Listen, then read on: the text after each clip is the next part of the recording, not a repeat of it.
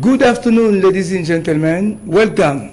Thank you for joining us on CCTV. To our viewers following us on Congo Report TV via internet, this is Let's Talk Congo, the program that examines social and political developments in the Democratic Republic of Congo. Today we focus on the national dialogue. Today in the Democratic Republic of Congo, opinion is divided. On one hand, politicians who sustain that to get a sustainable peace in the country, the Congolese political class, from the Union Sacrée and the opposition, must meet around the table to discuss issues that have brought war in Eastern Congo. On the other hand, those who say dialogue will not bring a sustainable solution, all the government has to do is to give the country a strong army that can defend the territory. To answer to these questions or to analyze these situations, I will not be alone in this studio. Joining me here, I have Mr. Taz, who is a political analyst. Soon will join us in the studio, Mr. Jamal, who is on the way, stuck by a traffic jam because of the situation we experience on the road here. So I have to start by the guest who is there, Mr. Taz. Good afternoon. Good afternoon, Mr. Isaac. How are you? Very good. I'm fine. Are you happy today? Yes, I'm very happy to be here with you. Last time you blew the... Yes, last time I couldn't make it because I was a little bit stuck with our PCR police. So, what happened? Yes, last time I was on my way. I was coming, and as I was driving a car, as you know nowadays, actually we have police control, road control, and so I missed one document. I think it was vignette. And so they pulled me over and they were asking for a tax. They told me that I need to have all necessary documents. So that took me a lot of time. That's why I couldn't make it. But they didn't ask you for money, did they? Of course, they did. They did. Right. They told me that if you want us to leave you, just give us some, some money. This is a fine or bribe? A fine. A fine is not bribing. No, bribing is corruption. It was so both. If it's pardon? Both, because they are not selling vignette. Okay. So they are not selling also insurance. Once you give them money, it's just to release you and go, and they will tell you that go buy insurance and everything. Thank you. So let me ask you the first questions I prepared for this show. Do you think the dialogue is the best way that can bring back peace in the Congo? Thank you for asking. In my opinion, I think that this is a hard yes or no, because I'm neutral regarding this topic, because I think the dialogue can bring peace, and also the dialogue cannot bring peace. How? Can you explain that? Okay, on the other hand, why I think dialogue can bring peace? Because in the Eastern Congo, we have rebels. They are, making trouble, violence, killing our civilians. So they need to talk with our government. If by talking, which is dialogue, they can found an agreement. So what are you guys want? Rebels can say we need this. So we are going to give to you. And the governments must be sure that the agreement will allow the lasting peace or the sustainable peace to DR Congo. But don't you think that this has become a habit in the Congo? When people are not in the government, the easiest way to get into the power is to take weapons, kill the people, and then ask for a dialogue, to be admitted in the government. Don't you see that that will it's kind of giving favor to this kind of thing. Yes, because I remember, I think on 2003 to 2005, you remember the Sun City dialogue? Yeah. Yes, Sun City dialogue. It was the proposal of finding peace, you know, and our government, they had a dialogue with rebels. And after, I think, some years after, the war was ended in Eastern Congo. And came back later. And come back later. So, which means that the dialogue didn't work. It didn't. And during the dialogue... And I think it will not work even this time. So this time... Maybe it will give the country a volatile peace, but not a sustainable peace. Yeah, exactly. And also, you know, while our government was dealing with the rebels in 2003 and 2005, Sun City dialogue, during the meeting, the rebels was asking for the function in the government. You know, they wanted to... Positions in the government. Position. They yes. wanted to infiltrate our army, our institution. So this is not fair, you know, because we are going to have a lot of infiltrators in our institutions. So. But, you know, but this is what is happening. Those M23, those AFC of Nanga, they are calling for a dialogue, and they also gave the conditions at the end of the dialogue, at the issue of the dialogue, all of the elements must be in the army. Because they call themselves Congolese, but some people say they're not Congolese, they're Rwandese, they cannot be part of our army. Can't you see that this will bring another trouble in the country?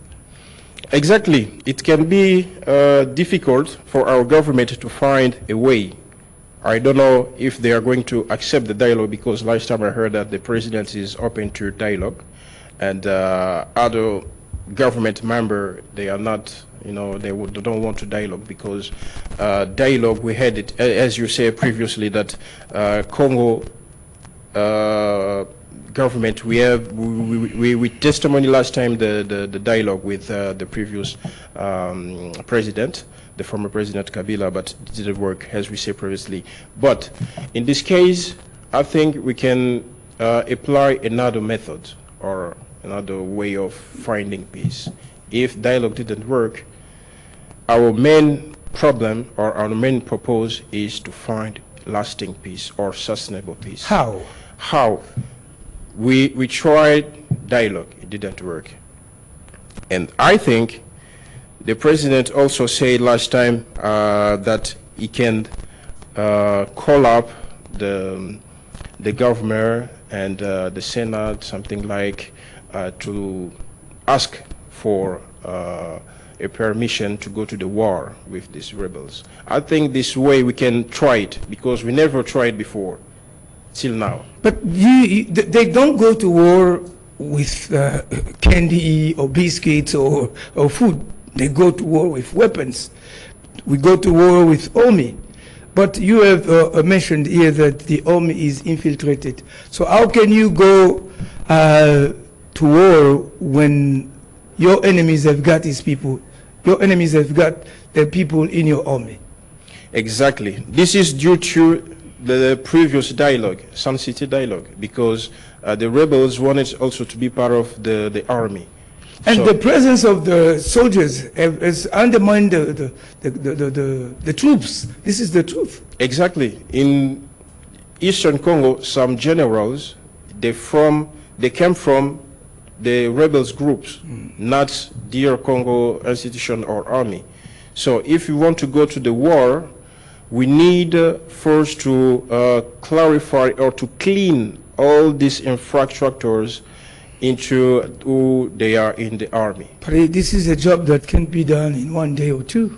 Yes, but I think it's undergoing. I think it's undergoing because I can notice, I saw last time on social media that Kinshasa, so government from Kinshasa, they are bringing another general or another military in the Eastern Congo, so they can see how to handle this, this issue. Okay, let's suppose that the government agrees with the dialogue. So who do you think should be part of that dialogue? For me, I think who should be part of this dialogue. First of all, I can choose the international actors, the mediators. What have they done, international actors? International like actors. What? The United Nations, the African Union, European Union, international community. So why should we start by them? They are not involved in the war. Whoever is credible, because even in Africa region, we need some credible actors. If you are really credible, why not being one of the mediator? No, so, I mean, why should we have a mediator on that? Why? Why can't we handle our questions ourselves or our problems ourselves? When there are problems in France, Belgium, Germany, in the US, they don't join us. They don't call us for that. So why should we call international community for that? Yes, because I think this war is not just African, but it's worldwide. We can take the example of Ukraine and Russia. They are fighting, and the United States, they are playing a mediator's role. So Ukraine, they can say, no, this is our war, or Russia, they can say, no, this is our war, but they need some credible mediators. So as DR Congo also, they need mediator to call up the president and the chief of rebels, group of rebels, to tell them, as I think the Angola president is doing, but I don't know he's doing in the right way or is credible or not, because he's playing also the role of mediators. So I think in Africa region we can seek for credible or good mediators to end up with agreement between DRC government and chief of rebels. Then, according to you, those who have to be part of that dialogue, international community, rebels, and the DRC government. Yes, why not? Okay, why don't you back up Catholic Church position that sustains that for this dialogue, it must be an inclusive dialogue. Inclusive dialogue, in their understanding, is a dialogue that will put around the same table Yes. Rebels, AFC of Nanga, M23, Fayulu as a peaceful opposition, Kabila, and all national opponents. So how do you come down on, the priest or Catholic Church position on that? So I think Catholic Church, which is Senko, right? Yeah. So Senko, I think their role is to make sure that civilians are not being killing, because Senko are there to play a moral role in this war, because everyone is playing his role, but Senko, they are there to be to play a moral role, because they need to stop this bleeding. And how, the way they are doing it, it's like they are going so much in politics. And you remember they are also criticized by, some political trends in the country. Exactly. They are criticized because we saw them going to Rwanda. They went to talk to Kagame. They went to talk to the rebels, and some people charged them with being in plot or in conjuration against the DRC. Yes, Senko must play. Senko must have played this role of being politics. They need to be neutral. Senko cannot be a politician institution. They are there not to give our government to tell them what they must do, or being against government decisions, or being also having one part.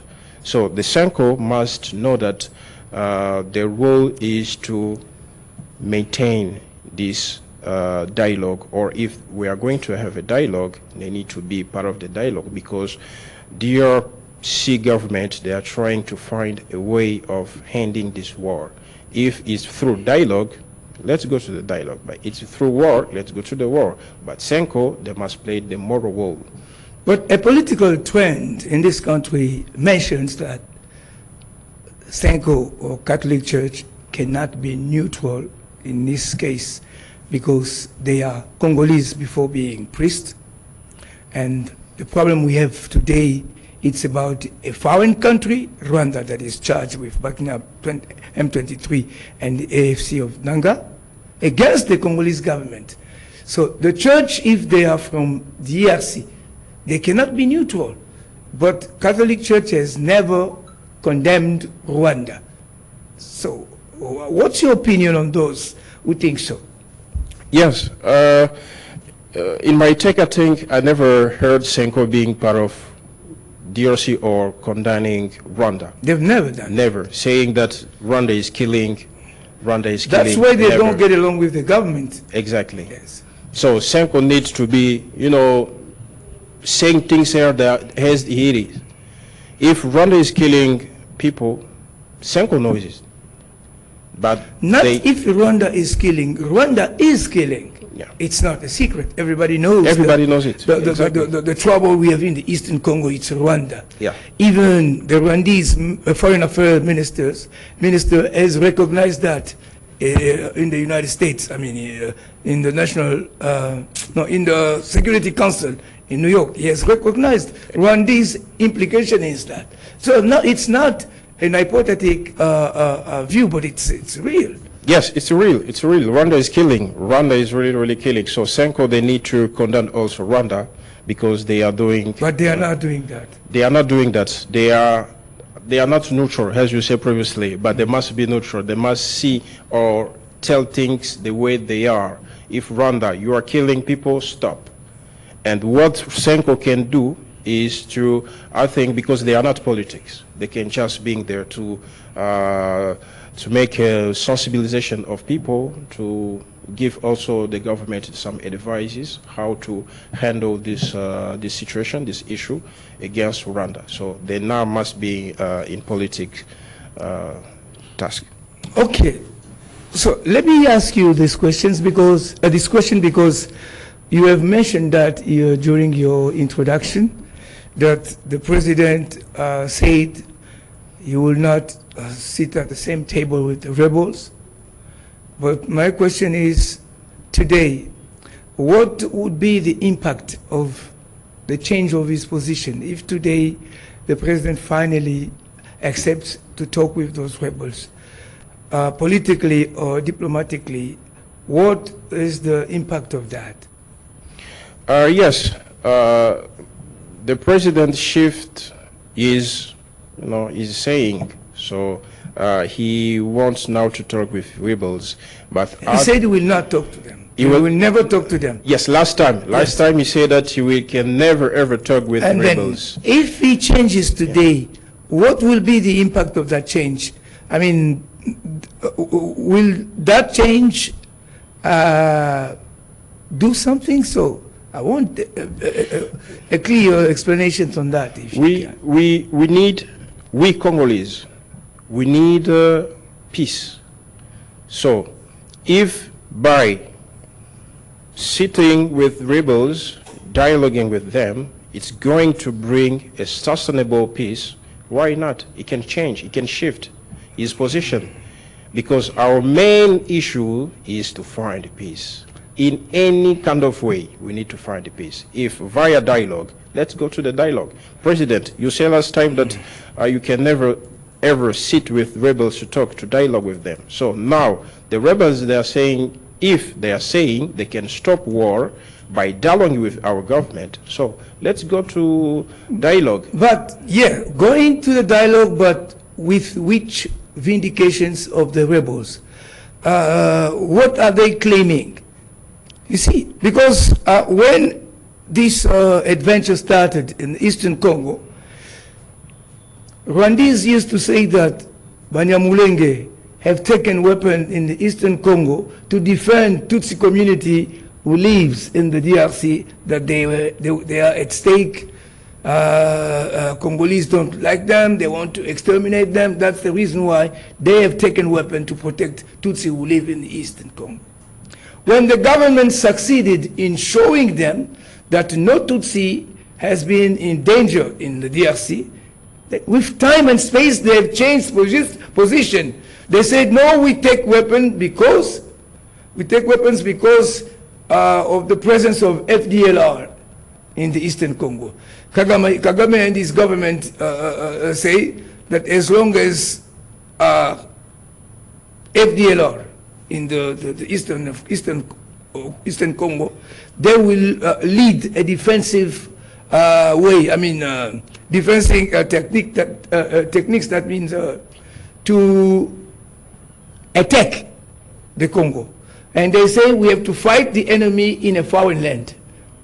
But when the government also proved, showed them that FDLR today, they are no more nocive, they don't have weapons, and the Rwandese have changed the speech. President Kagame went to Benin and made a declaration there saying that the conflict we have in the Eastern Congo is beyond your understanding. You might think that it's a simple case of identity crisis, but it's not. The true issue is that colonial powers have granted Rwandese land to the DRC. Then that's the reason why there are war there. Then if the truth is M23, AFC, they have taken weapons because they are claiming for lands between bracket that would belong to Rwanda, that means their vindications or what they are claiming, they will never get at, because no Congolese will accept to give them a portion of land. Do you think if that is really the reason why they have taken weapons, we shall come to a sustainable solution? I think, as you said previously, that we must know what rebels they are claiming for. They are claiming for minerals, they are claiming for a portion of land, or they are claiming for being also part of the power institutions? Yes, to be part of the institutions, you must prepare yourself to the elections. But in Doha, in Qatar, M23 and AFC said, or were asking for Bukavu and Goma, South and North Kivu. The government should give them these two provinces to rule for 10 years. That can't be acceptable by Congolese. Don't you see that? Yes, this is unacceptable because we need the sovereignty of DRC, which means Goma is included, Sud Kivu is included. So what we must do is to protect our country by any means. If we are going to war with rebels, let's go to the war. If by dialoguing is going to stop war, let's go to dialogue. But rebels, they are claiming that they need some land portion. We can go to ask for who made the boundaries in each African countries. We are going to Belgium or international community because I think in colonial area they well organized with each country. This is DRC, this is Congo, this is Rwanda, this is Burundi, this is Tanzania. So if they are coming DRC claiming by a portion of land, which is unacceptable, we Congolese, we must stand up. Every Congolese must stand up and to go against these rebels who want to take our land. Yeah, another issue that I will want you to highlight it is people say that on the streets, that how can the government be or share the same table with people the Congolese government has condemned? Because Nanga, he was sentenced to death penalty. President Kabila, the former president, he was also sentenced for death penalty. So how can we negotiate with people who are condemned by our justice?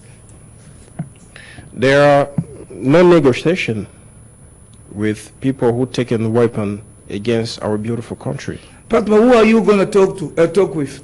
Who are you going to talk with? The negotiation is not going in their way. Once I said their way, the way of, you know, Kabila, Nanga, their... No. Normally, we are trying to talk with people who have taken weapons. Exactly. Because I think if M23, AFC of Nanga, if they didn't take weapon, I think we wouldn't talk about dialogue today. Because Martin Fayulu is an opponent, Katumbi is another opponent. They have never taken weapon. We've never mentioned a dialogue with them. Normally, the dialogue people are calling on, it's with people who have taken weapons, with those rebels or aggressors. So then my question is, we want to talk with some aggressors that we have condemned in our local justice. So is that normal? They must be punished in our justice. But they have already been punished by a sentence. Yes. So we sentence them to death, and now we want to sit down and talk with them. Yes, they sentenced them to death, but they are not in the country. You know, we cannot arrest them because they are not being part of the ERC. And I think that our government must raise the international community punishment, which is CPI. The International Criminal Court, you mean? Yeah. They must help our government to arrest them because they are making a worldwide crime. I think the International Criminal Court states to judge war crimes.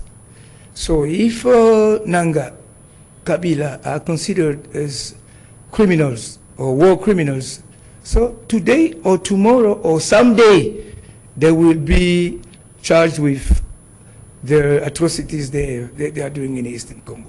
But as for now, my question was to have an understanding on that. We have sentenced some people to death, but we happen to sit down again in the same table, around the same table, talking with them. Because what is right or what is true is, at the issue of those talk, they will call for an amnesty. No one will go to, no one will answer for all the millions of people they have killed. That's why, for some people, this idea of dialogue it will hinder the country. It will not bring the country forth. So, what's your opinion on that? They want also to dialogue for this sentence, for this death sentence. They want, if the presidents or our government will dialogue with them, in this agreement, they will ask for our government to cancel this death sentence, which is part of the dialogue. That means tomorrow anybody can take weapon and start killing people? Exactly. That's why if we want to go to the dialogue, because this dialogue will be so, they will write so many agreements. And between this agreement to stop war, to protect these rebels, to protect Congolese who take weapons against DRC, to cancel this death sentence. So there are going to be a lot of line in this agreement, and then we need also the power into our institutions, army, everywhere they will ask for power. Exactly. When you say they will need positions in the army, positions in the government, that means this dialogue will end up crowned with sharing of power.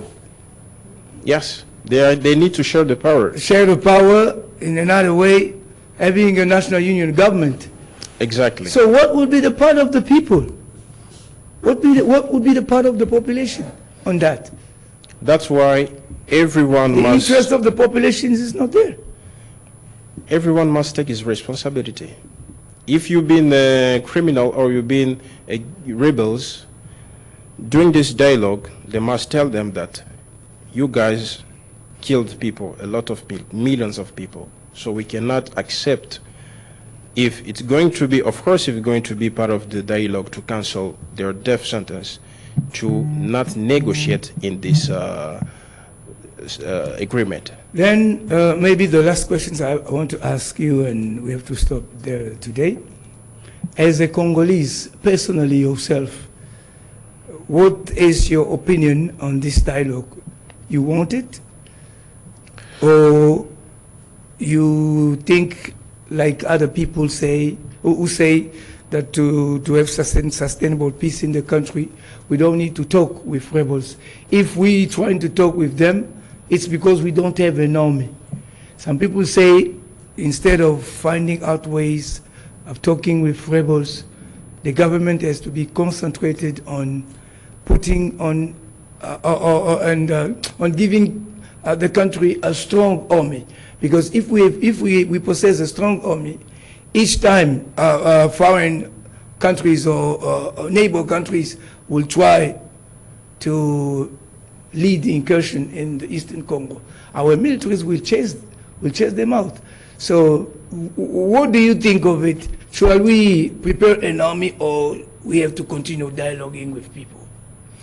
So my take on this point is that we must know that we Congolese, every war, before or in the future, it can be ended by a dialogue. We can start fighting, going to the war, but dialogue can stop. The war can stop a war, but a war can be stopped by dialogue.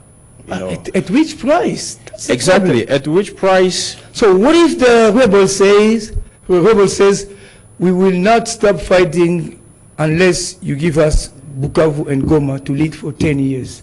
Then, to have peace, the government has to say, okay, for 10 years you rule Bukavu and Goma. This is unacceptable.